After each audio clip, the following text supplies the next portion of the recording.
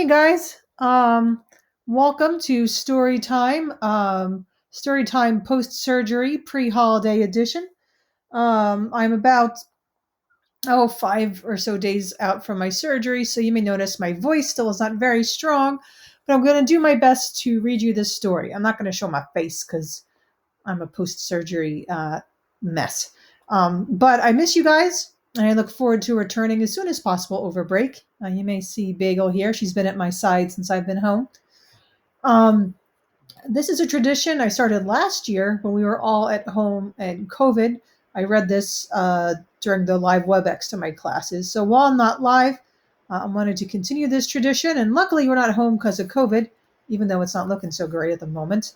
Thanks, Omicron. But this is Christmas at the White House. It's written by Mary Evans Seeley and illustrated by Terri Sopp. And as we're in Unit 2 and learning about the executive branch, I thought this would be a nice way to sort of combine the holiday time with what we're learning about. So I'm only going to read for 10 minutes. It won't be the whole book, and then you'll be able to reflect on this as well. This was given to my daughter, but so it's you guys. Okay. She dedicated this to all her grandchildren. That is very nice.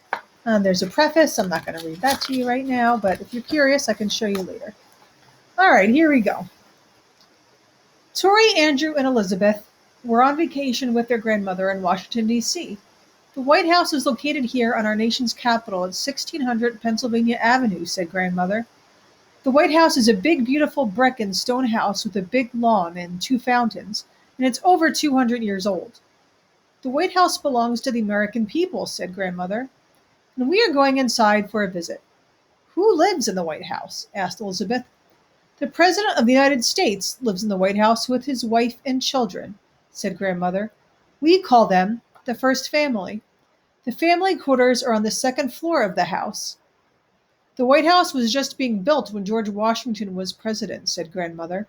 Our second president, John Adams, was the first person to live in it. He moved in on November 1st, 1800. The next day he wrote a prayer that every president who lived in the house would be wise and honest. The president's words were carved into the mantel over the fireplace in the state dining room. Of course, the White House did look much different then, as did the grounds outside. There are 132 rooms in the White House. The public may only visit a few of them. Which rooms are we going to see? Asked Elizabeth. Public tours of the main floor begin in the East Room, said Grandmother. That's the largest room in the house. It's used for big parties, concerts, and press conferences. Paintings of George and Martha Washington hang on the East Room walls. The state dining room is where important dinners are held. 140 guests can eat there at the same time. This is where you can read John Adams' prayer on the mantel.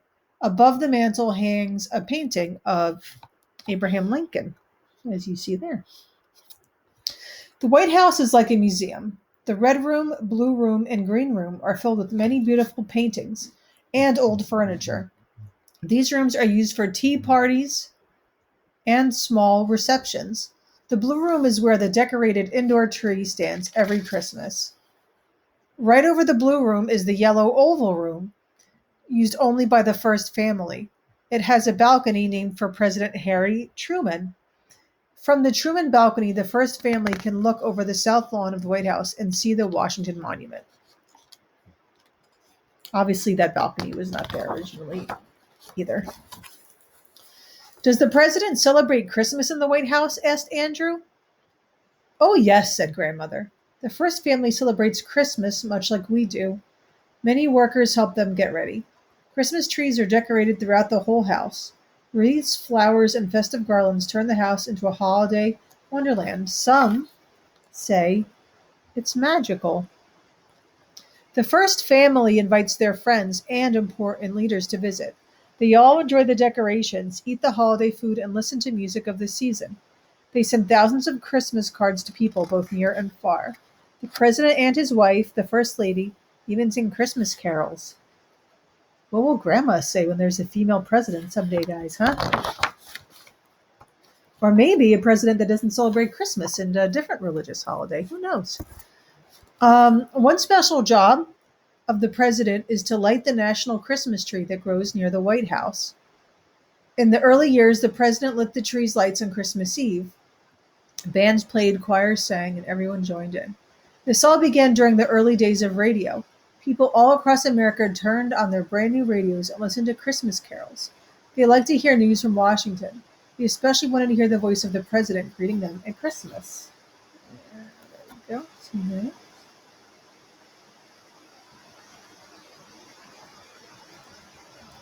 Today, the celebration is called the Pageant of Peace. The president still makes a holiday speech and lights the national Christmas tree. People who live in Washington still enjoy the ceremony. One change is that now the ceremony is held early in December instead of on Christmas Eve. Another change is that now all Americans can see the festivities on television. There's more music and speaking, and even Santa pays a fun-filled visit. See this here? Who started the tradition of lighting the national Christmas tree? Asked Tori. Calvin Coolidge was the first president to light the national Christmas tree, said Grandmother. It was way back in 1923. Oh, that's almost 100 years ago, when my mother was a little girl. President Coolidge was really surprised that he never said a word at the ceremony. Oh, I'm sorry. It says he was such a quiet man that he was known as Silent Cal. 4 more Christmas Eve ceremonies came and went. He still did not speak to the people. Finally, in his last Christmas in the White House, he spoke his holiday best wishes to the American people before he lit the tree. How did his family celebrate Christmas? Asked Tori. The president's wife, Grace, did something very special, said Grandmother. She invited everyone to the White House lawn on Christmas Eve for holiday music. The First Lady had her church choir sing carols on the steps of the White House. The Evening Star newspaper printed the words to the songs. 10,000 people who wanted to sing or listen came to the White House with their words from the paper and a light of their own. Thousands more all across the country enjoyed the Christmas music with the first family by listening on the radio. Our next president was Herbert Hoover. He and his wife, who he called Lou Henry, had grandchildren. The Hoovers took them along when the president went to light the national Christmas tree. The president wished every home in America a Merry Christmas and Happy New Year over the radio. Then the first family went back to the White House for a dinner party. One Christmas Eve, as the president and his guests ate dessert, someone whispered to him that the White House was on fire. He walked quickly to the fire. His very own office was in flames. The president climbed to the roof and watched the firefighters from there. What did the people at the party do? Asked Andrew. The dinner party went on, said Grandmother. Mrs. Hoover had heard about the fire, but stayed very calm. The Marine band played as loud as it could. They did not want anyone to hear the fire engines outside. Then there were gifts for her. When the party ended, Mrs. Hoover took her guests to a safe place outside, and they all watched. Much of the president's office was burned, but many of his papers were saved. The next Christmas, a red toy fire truck was one of the gifts the president gave. That's cool, said Andrew. Can you imagine that? Do any of you know, asked Grandmother, who was president longest of all? Said Tori. Wasn't it Franklin Delano Roosevelt who was the president during World War II? You're right, said Grandmother. They called him by his initials, FDR, and he was in the White House for 12 whole years, and 12 Christmases, too. The Roosevelts loved everything about Christmas. The president's wife, Eleanor, shopped all year for hundreds of Christmas gifts for their staff and the children of their staff. All year she hid the gifts in her special Christmas closet. Just before Christmas, the president's children, grandchildren, and mother all came to spend several days at the White House. On Christmas Eve, the first family decorated their tree.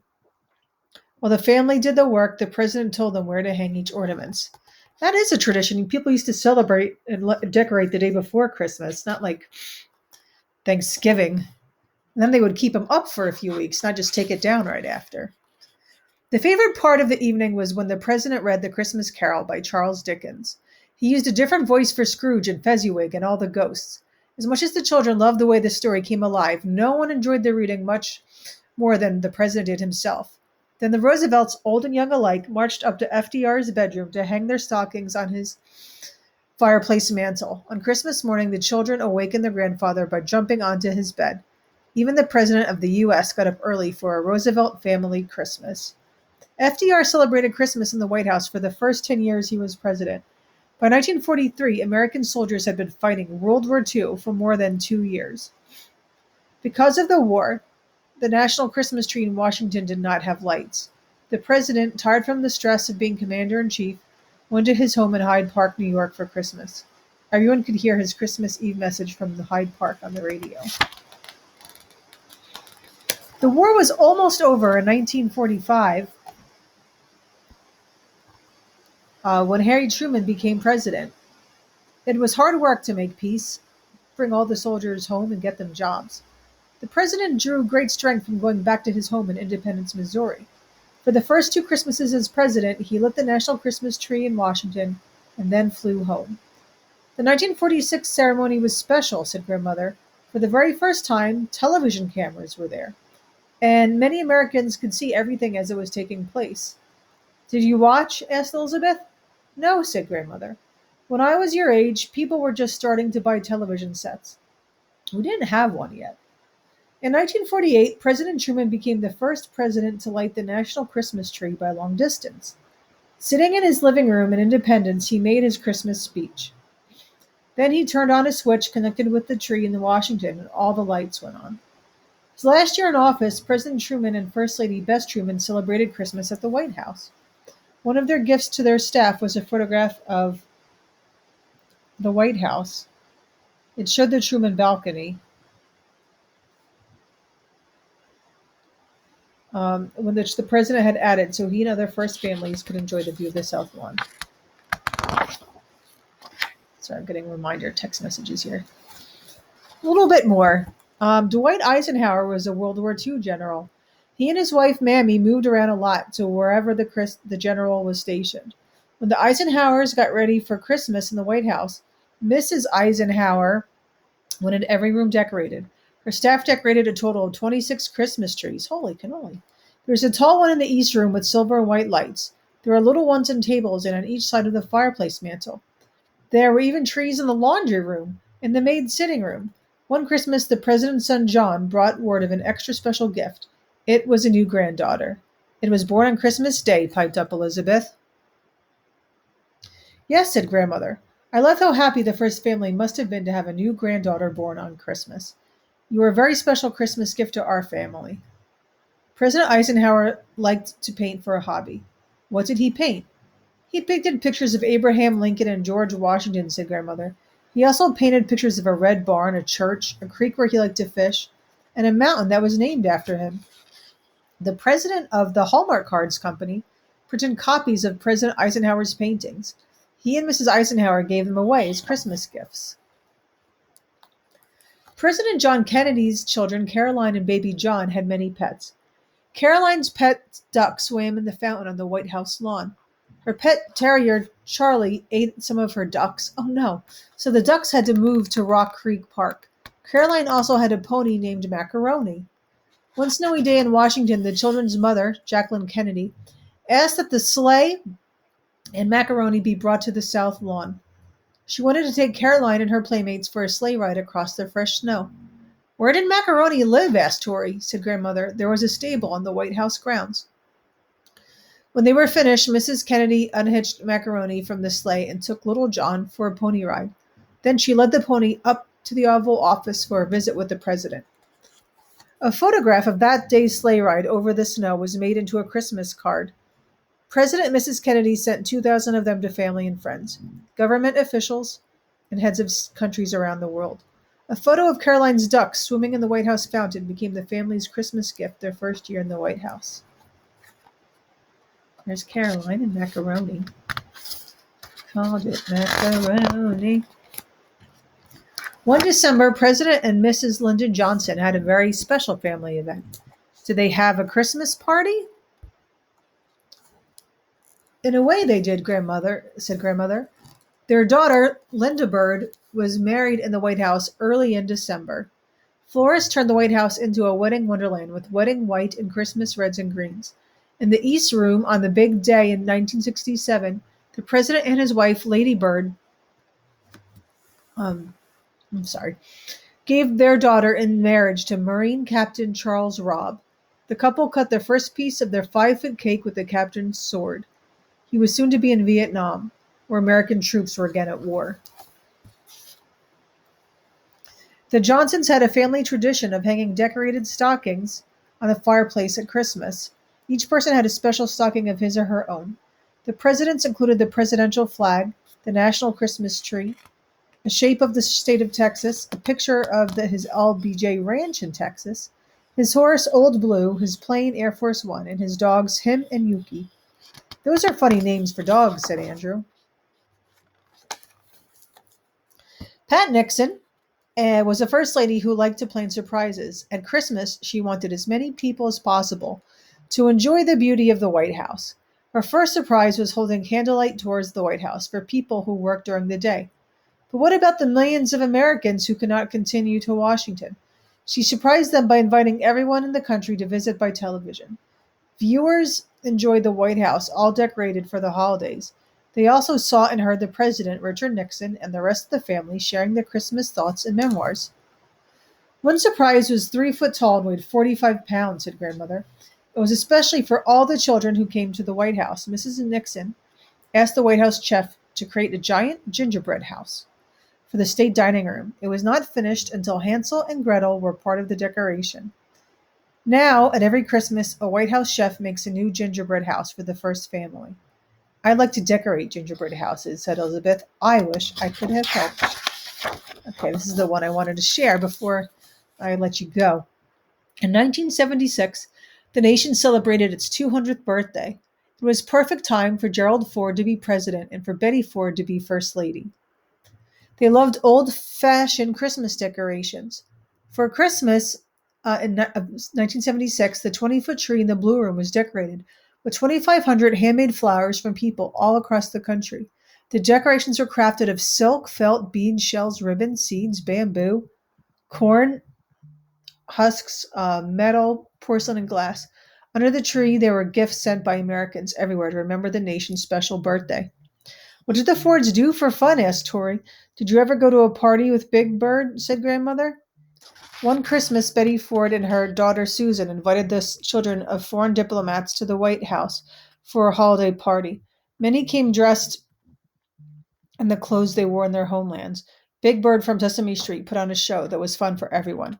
Even President Ford came by to see what the excitement was all about. And then we have some final stories, but I won't read for sake of time. Jimmy Carter. There was ice skating with Olympic skater Peggy Fleming. If you want to hear more, I can always read later. Let me know. Then we have the Reagans.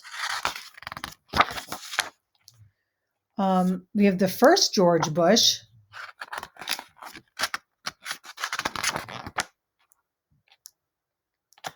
Then we have the Clintons. Has his daughter Chelsea. Then we have the next George Bush. It was the first time that the president lit a menorah in the White House.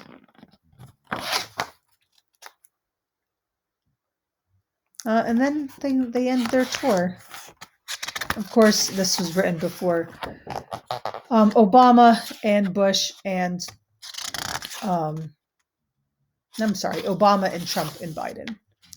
All right. I hope you guys have a great break, whether you celebrate Christmas or another holiday or nothing at all. I hope you get the rest and good times and cheer. And I can't wait to be back full strength or at least improved strength to see you guys again as soon as possible. All right. Happy holidays. Miss you guys.